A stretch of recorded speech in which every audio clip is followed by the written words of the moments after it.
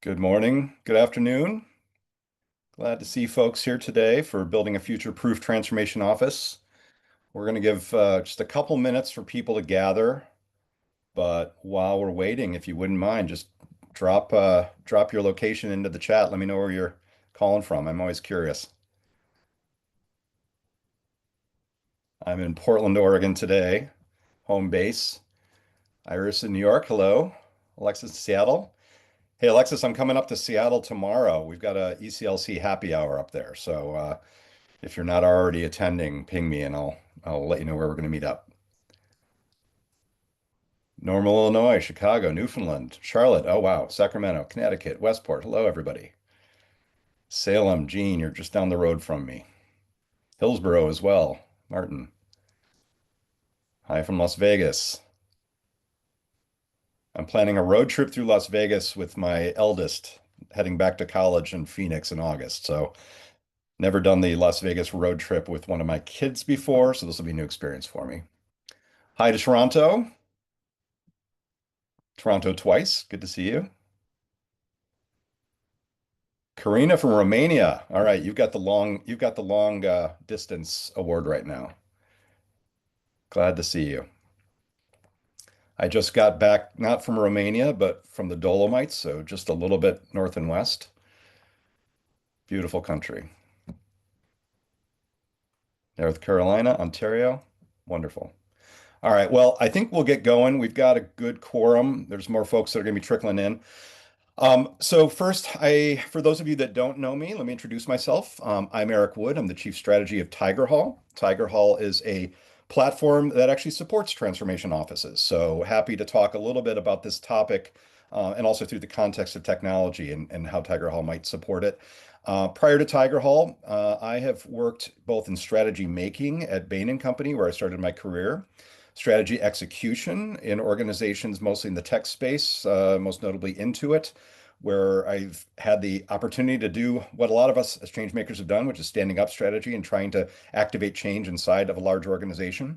And then for the last 20 years prior, as the CEO of Explain, a design consultancy focused on bringing a user-centered design approach to change and strategy activation and counseling and advising lots of organizations globally on how to bring strategies to life in their organization. So glad to bring all that together, both in this as well as in my book, The Strategy Activation Playbook. Today, I'm going to introduce a topic that is very near and dear to my heart and where a lot of my current thought leadership lies. I want to talk about the transformation office as a concept. We're going to be introducing this concept over the next 5 weeks. So today is the introduction in a series of 5 webinars. But what I'd really like to do is have a conversation with senior executives and transformation leaders about how to establish, scale, and sustain a future-proof enterprise transformation office. So for all of those that have come up from change activation, change management, change leadership, strategy, transformation, I want us to bring together a common conversation around where the world is headed and what we need to prepare for. And so a lot of the work that we're going to talk about here has come both from observation, it's come from a number of interviews with lots of current change leaders. It's coming from some of the folks on this call that I've had conversations with. And what I'm trying to do is synthesize kind of a picture of what does the best practice future-proof transformation office look like and merge it with where's the world going. So we can start to have an idea not only of what we built today, but what we should be building for tomorrow. So today's conversation is going to be building the case for why transformation capacity is a competitive advantage. So I want to give us all the ammunition to say, here's why there's a critical moment that we need to face, and we need to prepare our organizations for having transformation at the center of what we do. We're then going to talk a little bit about transformation models next week. So what are some different approaches to transformation models? We're going to, in the third week, talk about some very methodical steps about how to set up a transformation office. In the fourth week, we're going to talk about sustainability. How do we sustain that capability over time? And that's going to dip quite a bit into culture as well. And then we're going to close with some best practices and stories from the streets. We're going to bring together an executive panel of leaders, people who have been there and done this and set up a transformation office and understand a little bit about what worked, what didn't, and what we might be able to take away as a result of that. So if you haven't already, I'll encourage Julie to drop the chat and the link. We'd love to have, or the link in the chat rather, we'd love to have you join the rest of the session. But let's go ahead and kick off with today's. What we're going to be doing today is focusing on I guess, the business case, the call to action for us to build a transformation capability and capacity and agility into our organizations. We know that the pace of change is accelerating exponentially and that those companies that can't adapt and scale are going to perish. So what I want to do is start to provide an antidote to how we can actually build change capacity up in our organization. We're going to start by talking about the strategic imperative for building transformation capacity in the face of this acceleration. I want to compare and contrast some of the sort of old ways of thinking about it with the new ways that I'm starting to think about it and some of the things I've learned from a lot of you. And then I want to, over the course of today and the subsequent discussions, identify practical steps to institutionalize this capability into your organizations. To set the table, the first thing I'd like to do is get a sense of where the room is. So I assume most of you represent a change capability somewhere in your organization, whether it's a transformation office, a change management office, a PMO, or something else. So Julie's going to put up a slide for us, or a poll rather, and I'd like to actually have you answer the question, do you currently have a transformation office? And if so, pick the one that most describes what your organization has in terms of transformation capability. We'll give folks a few moments to fill this out, and then we'll see where we end.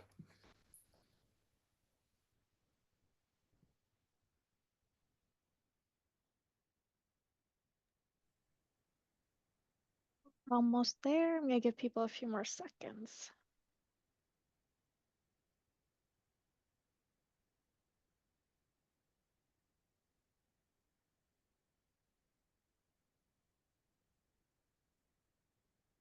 All right, I think we're good. Okay, let's see the results. Interesting. Okay, so 28% of the folks in the audience, just to level set us, have a dedicated transformation office driving enterprise-wide change. So this is where we're talking about taking the rest of the world. I'll be very curious to learn from some of these folks in terms of what they're doing and what they're not doing and what's working, what's not. And then hopefully for you, there'll be some new ideas that you can kind of bring into your transformation office. For 21% of you, you have a transformation office, but it's informal or limited in scope. We'll talk next week about a lot of hybrid models, different models where it's maybe distributed around the organization. And for those folks, obviously the same thing. There's going to be some best practices hopefully we can share and maybe some ways we can evolve that model to meet the future challenges. And then for those in the 42% category below, where we are either no, we're exploring, or no, we manage transformation through different ways, I'm hopeful that you're able to take away from this conversation some blueprints that you could start to think about sketching out on your own and possibly implementing inside your organizations. So thank you for that. Let's dive into the session. So what we'd like to talk about first is I'm going to set the table by laying out my point of view. I want to assert two things. One, change is accelerating, and the cost of poor execution is only rising. So it's getting faster, and it's making it even more challenging for us. And secondly, a culture and a capability of transformation is going to be the competitive advantage of the next age. So I want you to think about that for a second. I want to talk about something bigger than change management or change leadership. I want to talk about our organization's competitive advantage. What is going to give our organizations the ability to compete in the future in a world that's dramatically different than the one we're in today? And this is a conversation that I hope each of you take back to your organizations, because now we're talking about a C-suite topic and maybe a board level topic. We're talking about how do we transform our organization so that we can transform and meet the challenges of the future more effectively in the future. First, we're going to look at some data so I can build this case for why this is so important. Many people have probably seen some of this really good data from Gartner, and it probably reinforces a lot of what we're feeling. But if we look back over the last 10 years, we've seen the pace of change increasing pretty dramatically. If we look back to, roughly 2014, most enterprises were maybe leading one enterprise-wide change in a series of tactical shifts that were happening around the organization. As we moved through the decade, we started to see that increasing pretty dramatically to the point where now, a year or two ago, we're looking at a level of maybe 15 enterprise changes in most organizations. So this is a massive shift in terms of the amount of change that we're handling and for all of us that are change makers in organizations, the amount that we're actually responsible and accountable for. The worrying trend is the one in orange for me, which is at the same time, we're seeing organizational support dropping. The more change we layer into the organization, the more change fatigue we're building, the more people are having a difficult time focusing on the changes, understanding what's in it for them, what their priorities should be, which ones they should balance in which ways. And organizationally, we're losing alignment, and it's creating this area on the right-hand side we call the activation gap. This is where we're actually finding that not only are not all of our changes being successful, we're probably falling backwards. I want to explore why this is. So I started to look into and had lots of conversations with folks about what's driving this change and what's the world going to look like in that next 10 years.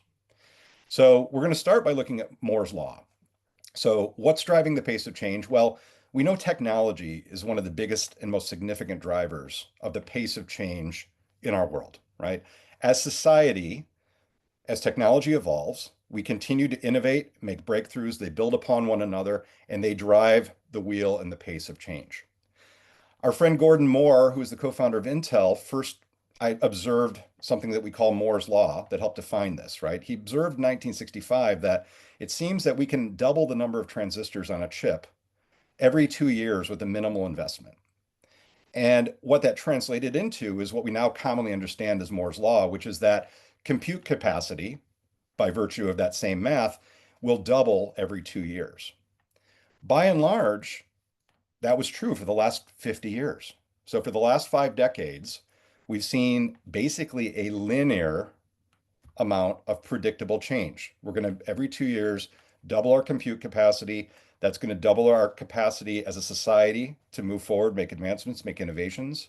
And by and large, that's also driving change makers' workloads because we have to keep up with that predictable linear pace. Then, of course, we discover AI. So AI has been around a lot longer than the last couple of years, though obviously it's the topic of the day in the last year, 2 years, 3 years. But really, we've been looking at large language models since the late 50s, early 60s. They've been advancing significantly in the last decade, predictably. And there's been a lot of studies about how this is changing Moore's law. The important fact is the one on this screen, right? So a number of studies have come to the same conclusion. We're now doubling our compute capacity every 6 months. So every 6 months now, we're generating as much advancement as we used to generate in 2 years, 4x time. And we've also learned from a number of these studies that this isn't linear anymore. It's starting to become exponential. So most experts predict that that 6 months is going to become 5 months and then 4 months and so on. So we're now facing something that looks very different than what we saw before. We're seeing a curve that's starting to turn into an exponential J curve. If we put those two curves together, you see what you see here. We see that for the last 50 years, we were moving very consistently and predictably up a linear curve that doubled every year. And about a decade ago, we started to see that turn upwards. We're moving from an exponential, from a linear to an exponential type of change pattern. And so for each of us, that hopefully makes this now make sense. Now we can see that same look back of a decade, why the pace of change is driving so fast and why all of a sudden we're suddenly feeling, probably overwhelmed by the amount of change and our organizations are getting fatigued by it. So hopefully I've got us to the place where we're all sort of level set in terms of the information that's here. For the chat, for those that have the data that they're referencing in the chart, yes, I'm going to publish a playbook on this topic that we'll ship out to everybody so you can have the same data that I've got so you can reference it. I want to help you build this business case in your organization. But as I say in television, but wait, there's more. If I was already worried about the situation, there's something yet around the corner, right? So for those of us that are looking yet another decade forward, we're also looking at this other thing that's coming up, quantum. And quantum computing is a very different thing. I'm not going to get into it right now. It's not a physics lesson, but it's a very different thing than AI, different types of models, different structures. But what we do know is that quantum computing has the possibility and the potential to work together with AI in the acceleration of both. So to give you a sense of the power of quantum computing, which is right now under a great deal of investment and there's a lot of excitement around it, I'm going to bring up one quote from Google who referenced a experiment that they did with their own machine that they built, one of the many machines that they're experimenting with. And they claimed that their machine performed the target computation in 200 seconds. And from measurements in our experiment, we determined that it would take the world's fastest supercomputer in our current technology 10,000 years to produce a similar output. So think about that. Think about that exponential jump relative to what we've been seeing in the last 10 years. And importantly, that experiment and this publication was in 2019. So now 5.5, 6 years ago is when this came out. So given what's happened in the last 5 years and a number of really amazing headlines around the advancements in quantum, I have to ask the question, how much might quantum potentially accelerate AI learning even further?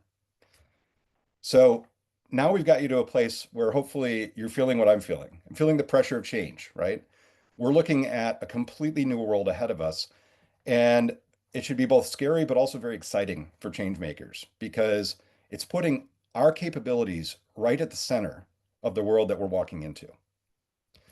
So, a couple conclusions from this that I want to share, and then I'm going to start to talk a little bit about what I'm going to prescribe that we think about going forward. Number one conclusion is that the pace of change is driven by technology. We've seen that as technology advances, every wave of innovation accelerates the creation, dissemination, and application of knowledge and compounding disruption across industries, right? So we're often reacting to disruption. That disruption is only going to continue and continue at a faster pace. So we need to be aware and accept that. Number two, we need to also be aware and accept that technology is advancing exponentially. Defined as compute capacity, we're seeing that we're going from 2 years to 6 months to 4 months to some exponential curve. So the pace of change is not going to be linear. It's going to continue to increase at the same rate and faster than we've ever known before. So with that, it leads me to my last thesis and the one that I want to sort of build the rest of the series around, which is that change capacity will become the basis of organizational competition. So we need to be, as organizations, able to rapidly adapt, execute, and evolve. And whether or not we can do that will determine who's going to thrive in a future environment of continuous and accelerating disruption. So much of what I want to talk about in this series then is how do we start to think about future-proofing our organizations? How do we, as change leaders, start to advocate for the kind of change organizations that we're going to need so that we can build this change capacity for our organization? So with that, I'll transition to, all right, what are we going to do about it? So I'm going to make the case that there is a two-part solution that we can unpack together. And as we move into this, I want to also acknowledge that a lot of what we're doing is future casting. So while I've gathered lots of insights from lots of experts that are in this right now, I also recognize that we're going to create some of this future together. So as we go through this, I would love to engage any of you that are interested in this conversation to reach out to me, have a conversation. We're going to start to be defining an area of the map that hasn't really been mapped yet. So that's both exciting and a little bit risky, but I'm going to try to be both provocative, but also grounded in terms of some of the predictions and thinking of where we need to go. I think the solution is two parts. One, we need to build an enterprise transformation capability. So we need to build the structure, the processes, the frameworks in place in our organizations that allow us to build our capability for transformation up. But that is not enough. And so the second part of my thesis is that we need to build a culture of transformation agility as well. We might build the transformation capability machine, but if the people in the organization don't also have a corresponding agility, resilience, openness to change, adaptation, innovation, we're not going to get anywhere as an organization because our organizations are organisms built of all of those components and parts. So what we want to be able to do is start to think holistically around how we build out a transformation office, for lack of a better term, side by side with an agile transformation-based culture. So going back to the data, we agree that the pace of change is increasing, and hopefully I've made the case that it's only accelerating. We also know that organizational support is decreasing. So we're seeing now you can kind of predict where this looks like we're headed.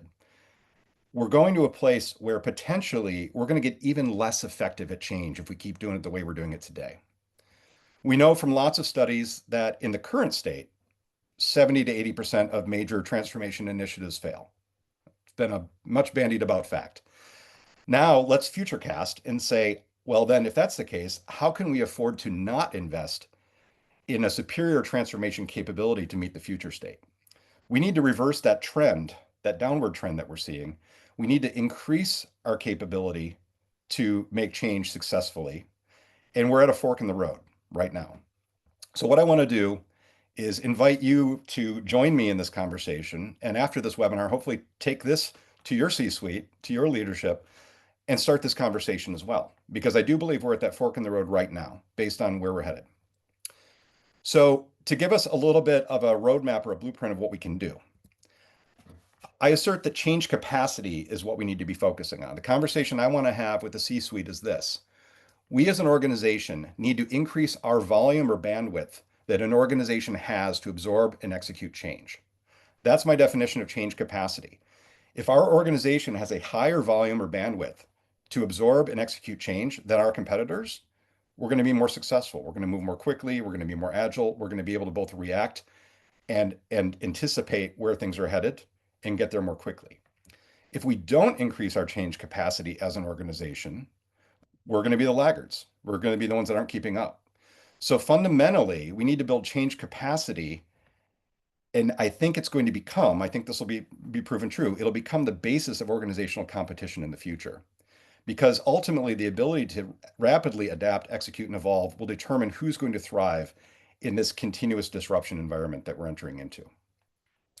So to unpack that a little further, what is change capacity made up of? So two parts to this. The first part is capacity is going to be partly change capability. So I define change capability as the institutionalized systems, skills, and structures that enable change. So think of this as your frameworks, your tools, your methodologies. This is the hard stuff of change and change management and change leadership. That's not enough. We need to combine that also with change agility. And change agility is the speed and flexibility with which an organization can respond to change. This is about the people. So the people in the organization have to be agile and equipped with the full set of capability and agility to be able to deliver an organization's change capacity. So using this equation, going back to our original thesis, what is the solution? Well, to build change capability, we're going to need an enterprise transformation capability. So this is where I'm going to talk about the transformation office. From here on out, when I talk about the transformation office, think of it as a container. I'm thinking of the transformation office as a container to describe that enterprise capability for change. We also need the second component. We need to build change agility. So this is where we also need to make investments in building a culture of transformation agility. If we can build that transformation office and we can build that culture of agility, we've now got the pieces and parts we need to build change capacity. So to kind of tee this up, what I'm going to do is introduce a couple concepts around what these look like. Now, keep in mind, this is a word wall because, in effect, what I'm doing now is summarizing kind of where we're headed over the next 4 weeks. But I want to give us a picture of what I think both of those look like. What does the capability look like? What does agility look like? How do we know what good looks like? And then start to set the table for how we build it. So I'm going to argue that capability is just a baseline. So those of us that are just thinking about standing up a transformation office, we're just getting to the table stakes level, right? We're only thinking about building up a capability in the organization, but we haven't yet merged it with culture. But also importantly, change capability isn't an accidental strength, right? It is built. So we need to do this work. We need to actually build this foundation first. We need to be able to make sure that we've introduced an enterprise-wide transformation office that can actually focus on prioritizing, triaging the most important strategic initiatives in the organization, pulling together the right resources and leadership, and supporting that with the right sort of tools, frameworks, and capabilities to bring that change to life in an organization. So what this will look like in the future, I believe, is that number one, it's going to be a permanent and cross-functional transformation office reporting to the most senior levels of the organization, and it's going to have a clear mandate for enterprise-wide initiatives. Secondly, we're going to embed change leadership training and support for the initiative owners, for the business unit leaders, and especially for middle managers to build that internal muscle. We need to get all leadership engaged in leading change from the front. That's going to allow us to move faster, be more decisive, and ultimately increase our speed of adoption. Third, we need to have real-time data dashboards and governance routines to track initiative health, risks, outcomes across our entire portfolio. We're really good at tracking KPIs, but as some of you know from my past webinars, we also need to get better at tracking what I call KCIs. What are the key change indicators in the organization? I need to know real time what people's sentiment is about this change, what's working, what's not, where are people lagging, where are people leading, how is the organization coming along on this journey with us? We can't wait 9 months to get a pulse survey or 6 months to get a pulse survey. We need to have real-time data to track this information. That will allow us as organizations to move more quickly to course correct and make sure we're on the right pathway. And then lastly, for this capability to be an asset, we need to have a library of tools, techniques, playbooks, processes that are going to enable faster, more confident execution of those complex change efforts. We need to have a common playbook of how we activate change in an organization so that the people in our organization can consistently move forward together with less friction. So that's our task in the coming weeks around building that transformation office capability. The second thing I want us to be thinking about is culture as a catalyst. And I think culture is going to be the differentiator. We need to, while we're building that transformation office, also be thinking about how do we build change agility into our organization. We need to have the speed and the flexibility for our organization to be able to respond to that disruption more quickly than our competitors. We need to be able to bring people together quickly to sense and respond what's going on in the marketplace and understand how to read those signals and signs and then how to react to it very quickly. And that is a set of changed mindsets and ways of working that we can actually build and create in our organizations. But it's going to take a major investment in culture change to make that happen. If we're successful at that, it could look like this. We're going to see that leaders are visibly modeling those change behaviors, such as transparency, adaptability, continuous learning. They're working out loud and they are leading from the front and they're talking about change and they're showing us best practices and echoing and amplifying the other best practices that are happening around the organization. We're going to be working at fundamental levels to make sure that our incentive systems and our recognition programs will reward experimentation, risk-taking, cross-functional collaboration. And we are doing the silo busting that we need to do to sort of pull any of those obstacles away. We need to make sure that sort of regular storytelling and internal communication that celebrate successes, normalize iteration, and celebrate best practices proliferate in the organization. So we want to have the scalable communication systems, the scalable systems for learning, training, awareness building, to be able to focus on the communications, the capability building, and the culture work that needs to happen to scale this across our entire organization. And for those employees, we need to make sure that we built the psychological safety around team norms to allow people to challenge those assumptions and provide those early signals without fear. Keep in mind, we're going to build these dashboards with real-time data, but at the end of the day, the people on the ground are still our first responders. So they are an intrinsic part of our system of understanding what's working, what's not, and how we can get better. So we want to free their voices to be able to be part of the solution, part of the organism that's going to make this work. And then lastly, supported with the transformation office and that whole toolkit and system that we're going to have, we want to have the enterprise-wide change readiness assessments and learning programs to help build that emotional resilience, build those adaptability skills, build that continuous learning so that our culture continues to become more ready and more agile. So with these two pictures in mind, we've got a beginning of a framework of what our future state vision could look like. And this is where we're going to be spending a good amount of time in the coming weeks to start to flesh out how do we get here and what are some of the tactics to get there. But the last thing I want to do before we set up the future is to talk a little bit and situate a little bit where we're at today. So what is a transformation office? Where does this sit relative to what we've done in the past versus what we need to be doing in the future? So I know a lot of us whether we identify ourselves as change makers or not, we might sit in a change management COE, we might sit in a PMO someplace, we might be sitting in a strategy office, we might be a chief of staff. There's lots of different places where we sit in the organization. And that's very natural, right? Because as we saw in the poll, lots of organizations have organized this capability in lots of different ways. But I want to importantly say that this container we want to build together, the transformation office of the future, is not a PMO, right? A PMO is focusing on delivering projects on time and on budget, but the transformation office capability has to be accountable for driving strategic business outcomes and enabling enterprise-wide change. So that's a spectrum we want to talk about. That said, the PMO is a critical part of the transformation office. It's also not a strategy office. Strategy office is going to define where the organization needs to go, while our transformation office is going to actually help us get it there. But again, importantly, strategy is a part of the transformation office. And then lastly, it's not a change management center of excellence or whatever else we might be calling it. In change management, we've created a lot of amazing tools, frameworks, guidance for how to manage change. But the transformation office is ultimately responsible for driving the end-to-end execution of those strategic initiatives to deliver the tangible business outcomes. But again, importantly, those change management skills capabilities are part of the transformation office. These are all part and parcel of what we need to build, and we need to build it as a common entity rather than a series of siloed entities. Whether we do that in a formal way or whether we do that by building connective tissue between these silos.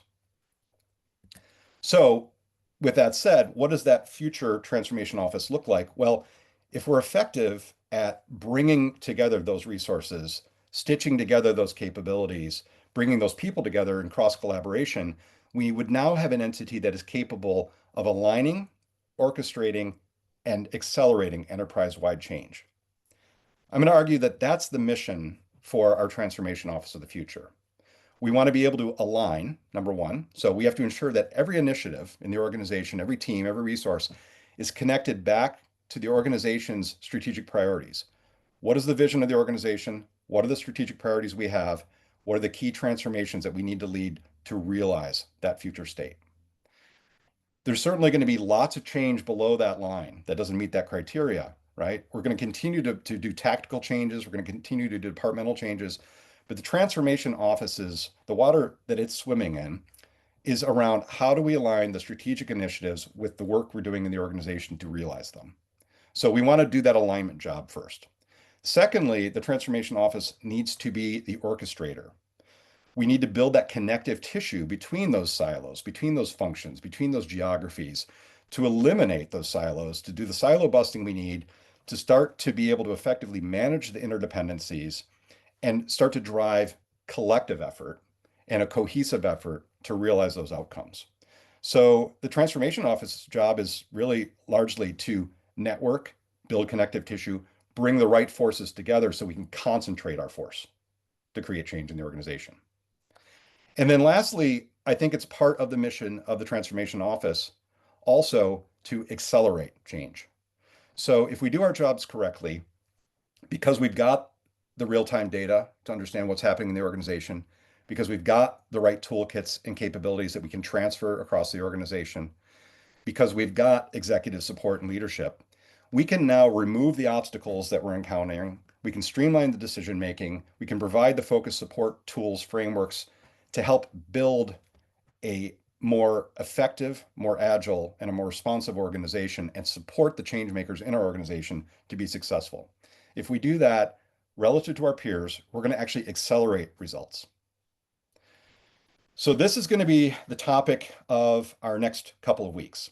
How do we build this? What are some practical ways that we might be able to bring this about? What are some different models of how this might work? Recognizing that in every single case, your organization is going to be part of the definition of what the shape of your transformation office looks like. There's not one model that fits. Obviously, it's got to be one that fits with your situation. But what I'd like to do is unpack together some of the various approaches that hopefully you can glean ideas from, pick ideas from to start to future-proof your organization. I think if we do this work together, we're going to have this result. We want to be in a spot where transformation becomes our edge, not overhead. I think we're at an interesting moment right now. I talked to a lot of my peers in the space who maybe are, between opportunities and their organizations have been reorganized, and we're, as an organizational level, trying to decide where change management sit and where communication sits and where, the people and culture stuff sits. We're in a spot of disruption right now where we don't have a lot of clarity around this. And unfortunately, we haven't necessarily positioned these capabilities as a strategic edge rather than overhead. But I think in the future, this is exactly what we need to be making the case for. We need to show that transformation will become our edge, that this pays for itself. And if we make these investments, we're going to actually have a competitive edge as an organization. So, four pieces of data to take away on that point as you build this business case at home. The first one is that we know if we do this well, we're going to have faster time to value. By centralizing support and executive sponsorship, we get to remove that friction and a lot of those delays that are happening when we're doing it sort of from a hero perspective out in the field. We're going to have better cross-functional coordination, and that's going to accelerate execution. And there's some data to support this in the world. So the McKinsey Global Survey shares with us that companies with strong transformation, governance, and culture can generate 20 to 40% faster time to value and reduce initiative failures by half. So that's an output we want, and we can model the value of that to start to create some of the resources that we need to argue for the transformation office that we need in the future. Secondly, we will have higher success rates. We know that if we have structured oversight, KPIs, KCIs as well, and governance systems that are going to give us real-time information, it'll boost initiative performance. We'll be better at course correcting our initiatives, keeping them on track, and ensuring that they get to that success finish line rather than failure. We'll have dedicated resourcing, which will keep that momentum alive, and we'll have a much more engaged leadership team in the process. The result of that is going to be a couple of different things. We know from BCG that companies with strong transformation capabilities outperform their peers by 30% in terms of shareholder returns. Significant bottom line impact. We also know from McKinsey that organizations with those formal transformation offices are 3.5 times more likely to report success in their transformation efforts. So 3.5 times more likely to be in the 20% that succeed than the 80% that fail. Again, these are things that we can model in your organization to figure out what's the value of a transformation office capability and agility capacity. Third, greater organizational agility. We will be able to build muscle for managing constant change. So as we work on the culture, as we work on the organization, as we build that agility, it's going to allow us to be faster than other organizations in our peer group at making those real-time course corrections, innovating quickly, responding to signals, and then doing the sense making to make the decisions to put us on the right pathway and continuously adapt. What we know from that, from statistics, is that companies with high change agility are 2.4 times more likely to achieve their strategic objectives. So again, we can take some of this data to build a strong business case for why we need to build a strong transformation office and culture to support it. And the last takeaway is, again, I'm going to go back to my future casting point of view, which is fundamentally, I believe that if we have change capacity, if we invest in the change capability and we invest in the culture of change agility, our organizations will be building a durable competitive advantage that is going to make us competitively significantly stronger in the marketplace than our competitors.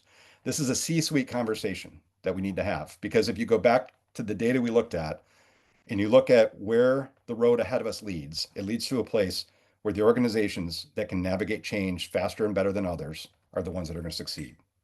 So I hope we can escalate this conversation to being a C-suite and a board level conversation as we go forward. So for today, a couple key takeaways. For those that are delaying taking these actions, you're only increasing the risk. So this is an urgent matter we need to jump on. Those that take action today are going to have advantage.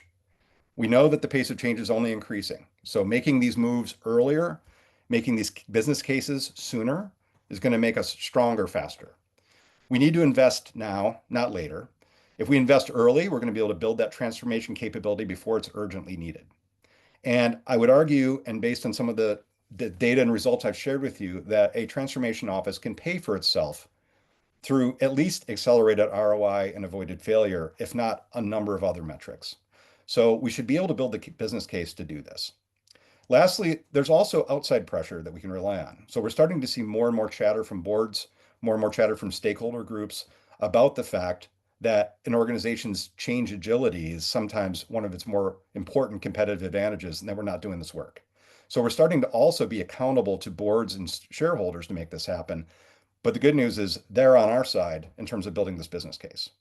So let's leverage all of that to go out and build the case for making this change. My call to action for everybody on the call today is this. Let's go back and talk about your current transformation capability. Where are we at today? What's working? What's not? What could we do differently and better? Start to shape a blueprint of what you think this could look like in your organization. Secondly, start a conversation internally about standing up or evolving your current change capabilities in your future transformation office. If you can, start having this conversation with senior leaders who are decision makers and resource holders to help you support this transformation. And then lastly, and selfishly, I'd love to have you join the rest of the series. We're going to be focusing in the coming weeks on some practical techniques and tools for how to do this and start to lay out a blueprint for what might work. I hope you can come in and take some of that away and apply it in your own organization. So my closing thought here is transformation is no longer episodic. It's continuous and accelerating, but we can build a capability and a culture for transformation to build durable competitive advantage. Next week, we're going to be talking about the topic of transformation models. So we're going to look a little bit at the various models that exist today, centralized versus distributed versus hybrid. And we're not going to choose any one of them as better than the other. It is always situational and based on your organization, but we are going to talk about the pros and cons of each and what you might be able to take away from those different models in terms of how you might evolve them. And then lastly, if you haven't already signed up for next week, Julie will drop the link in the chat for the series. Love to have you join us. If you are interested in seeing how we do some of this at Tigerhall, how we support sort of scalable efforts to support transformation offices, we will be doing a live demo in the future. So you can go ahead and sign up for that. And we'll drop a link in the chat. And then lastly, I would invite folks, if you're interested in having a conversation with me on this topic, my email address is pretty easy. It's eric@tigerhall.com, Eric with an A. I would love to engage in a conversation with you, either as a thought partner on a topic you're working on, or if you've got thoughts on this topic and want to contribute to some of the work that we're building here in the coming weeks. Love to learn about what's working for you, what's not working for your counsel, your experience, your advice. This is a collective effort of kind of reading the tea leaves of the future. So I definitely encourage you to join me in this conversation if you'd like to. I would love to hear from you.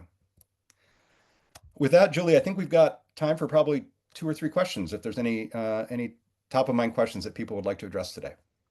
Yeah, so we actually have three different questions that you can tackle. So, the first one is about the graph that you shared about organizational support. And so the question is, how did they define in that research what organizational support is exactly? So I'll push out the Gartner study that actually this data came from, but what they were basically looking for was a combination of sentiment data and pulse survey data to understand how many people were aware of, how many people were sort of moving forward to action, and taking basically a pattern of responses, both qualitative and qualitative, to say how many people are actually engaging in the change. What we know from the data is that organizations that are typically sort of under 20% levels of engagement and organizational support are likely to fail. Those organizations that are measuring their awareness, their understanding, their alignment, and the actions towards new ways of working, over 20% tend to fall in the category of success. And that's what they're looking at, is sort of a sum total of a set of data around how many people in the organization are taking any of those steps. Let's make sure, Julie, just take a note if you would, that we can maybe push out a link to that study when we also send out the link to this webinar. Okay, perfect. The other question, so the second question would be, how does all of this apply to maybe a smaller technology business as opposed to a larger corporate environment? I think the urgency is no less, but it's maybe easier to accomplish. So, and that might be trite. Your situation may be unique, but typically, I think it's sort of commonly understood. The bigger and larger the organization, the harder it is to move. I think with a smaller organization, the urgency for building up a culture of agility as well as the capability for change is maybe a little bit easier to manage because you don't have to go as far. You don't have as many people, languages, cultures, geographies to manage. So you might be able to actually make the jump faster than a much larger organization. That said, you still got to make the jump because the amount of changes that are going to be hitting a smaller organization are no fewer. And in fact, in a smaller organization, oftentimes smaller organizations are perhaps less resilient to absorb those changes. So I think it just creates more urgency, actually. And then we had a question from Kimberly and Carol, but they're along the same vein, so I'm gonna just combine them together. So it can get a bit tricky clarifying the roles of the PM office and the transformation office. Who runs the transformation initiative? And also, um, so basically that question goes into how do you run that, but also where would it sit in the organization? Great question. That's actually tipping into where we're going to be talking about in the next 2 weeks. My high level assertion, and then I'm not going to reveal too much more of the headlines, is that I think this has to be an enterprise wide capability that reports into the C-suite. I think if we don't make the case that we need an enterprise-wide transformation office, even if we are exhibiting a hybrid model where a lot of the responsibility is distributed in the organization, if we don't have one organization sitting at the C-suite level having conversations around what is a strategic transformation versus a tactical one, we're not going to be able to generate the speed and agility that we need. So my short answer for today is let's start thinking about how do we basically make sure we have a seat at the table in the C-suite and a conversation with the CFO, the CEO, et cetera, for the transformation office to be at the table to prioritize what are the key transformations and make sure we're resourcing it appropriately at a minimum. And we'll talk a little bit more about how that can work in different environments in the coming weeks. So we do have one last question for Jean, and since we do have a little bit of time, I think we should squeeze it in. So We'll it's an take one interesting more. question. Perfect. I'm in HR. I have proposed a corporate TO, but the response is that we should do it in HR first. Do you think you can build this in a staged process throughout the org? No. And I'm sorry to be provocative, but I think we need to build the business case that we need to build a coalition and bring it together. So I don't think we can launch it out of one organization. I think what I would encourage somebody to do if you're sitting in the HR team is to say, all right, I need you to go out and meet with the CFO. I need you to go talk to your friends in the strategy office. I need you to go talk to your friends on the finance team. And we need to build a common business case for why this is a enterprise and strategic issue, not a functional issue. The problem with launching into function is you're always limited by that function's power. And what we need to do is actually infuse this capability with with very senior level advocacy, support, and guidance so that we can remove obstacles more quickly, we can get the resources that we need more quickly, and it's going to become a team effort. So I would say no, I would suggest that we don't try to launch it in one function, that we make it cross-functional from the start, whatever that looks like, even if it's just bringing together two or three functions to start so that you can start to build that collective leverage. That's an awesome question. Thank you. All right, with that, I'm really grateful for all of you that have joined us today. Again, here's my contact information. I'd be happy to chat with folks. Love to hear your opinions. I'm constantly learning from you, and I look forward to the body of work we're going to build here together. And hopefully, we'll see you all next week. Thanks again.